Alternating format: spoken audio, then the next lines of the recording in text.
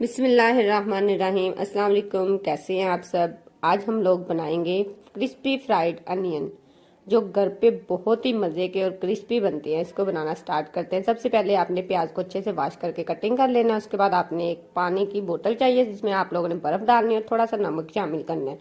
साथ में आपने प्याज डाल देना है। इसको आपने आधे घंटे के लिए छोड़ देना है। दूसरी तरफ आप लोगों को चाहिए कुछ मैदा, जिसमें आप लोगों ने थोड़ा सा कॉर्नफ्लोर मिक्स करना है, नमक। उसमें आप लोगों ने जो प्याज हमने कट किए तो उसको ड्राई करके इस तरह आपने इसको जो भी मैदे की कोटिंग है ना वो इसके ऊपर कर लेनी है। जो इसमें से मैदा बच जाएगा उसको आपने ज़ाया नहीं करना। इसमें थोड़ा सा और नमक शामिल करना है, बीज वाली मिर्च, काली मिर्च और पानी शामिल करके इसको मिक्स कर लेना है।